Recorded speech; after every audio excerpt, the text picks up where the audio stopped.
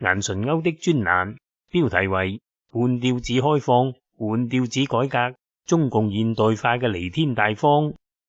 日前人民日報發表一篇對華為任正非嘅訪問，標題係國家越開放，會促使我哋更加進步。讀完全文，才發現整個訪問都喺度講高科技、人才培養、基礎研究、公司管理，直到最後一句先至提及開放。可見人民日報係借題發揮，將開放呢兩個字放大。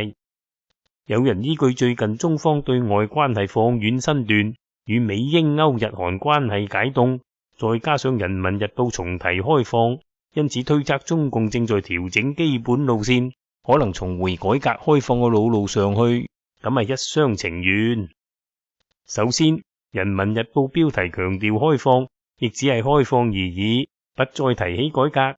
改革開放係一體兩面，各有涵蓋範圍，但互相密不可分。改革係對內，開放係對外。未有制度改革，不可能實質開放；未有實質開放，不可能有徹底改革。人民日報標題將任正非嘅訪問改頭換面，攞開放嚟說事，證明政府係有意放出繼續開放嘅信息。早喺習近平第二任期，中共收緊社會控制，改革名存實亡。嗰時李克強亦不斷強調，中國開放嘅大門會越開越大。點解改革開倒車，開放要繼續？因為開放係對外攞好處，改革係對內擔風險。未有對外開放，對外貿易同外來投資都會枯竭；而改革係向內部開刀，開刀太重會失血。開放可以繼續，因為要爭霸世界。改革已走到盡頭，再走落去就會動搖體制。喺中共語境裏，改革已走過頭，所以要往回收。國退民進變成國進民退，多年嚟打壓私企同互聯網大戶，對民眾實施各種管控，對意識形態上加強洗腦，都係改革倒退嘅表現。開放不能收，改革不能提，事關今日中共處喺生死未卜之間，必須分別對待，小心處理，否則江山難保。對外開放亦係有選擇開放，中共近期收緊外國護照嘅申請，對公司外訪都嚴加管束，因為中國人走出去容易受到外國意識形態影響，亦容易泄露大陸嘅國情與民情，更大量流失外匯。所以所謂開放，只係歡迎外商與外資入嚟，而唔係鼓勵國人走出去。國際投行同互聯網大戶都期望中共進一步開放，特朗普亦對中共開放市場寄予厚望，但中共開放嘅底線仍舊係不能威脅中共嘅執政地位，不可傷害國有企業同黨嘅核心利益。歸根結底，大門打開，但門邊企咗警衛，入嚟嘅一個個要搜身，確保冇威脅才放行。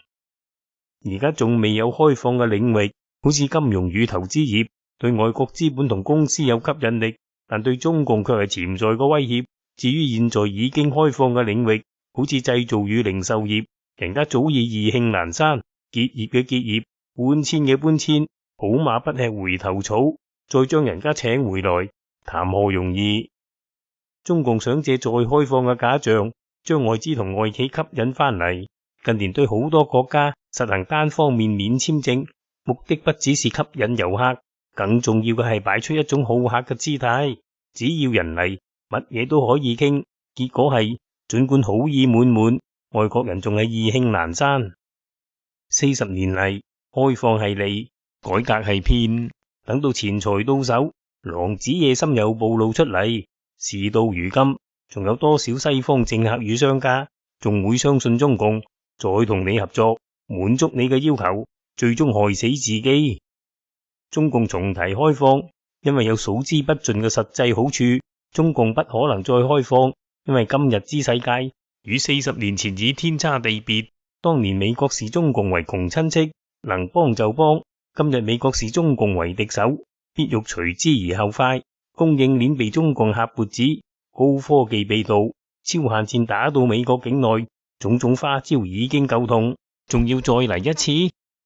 開放與改革互相依存，只有開放未有改革，唔會係真正嘅開放。反之亦然，半吊子開放加上半吊子改革，結果係兩頭都落空，正如一個人用一條腿走路，最終倒地不起。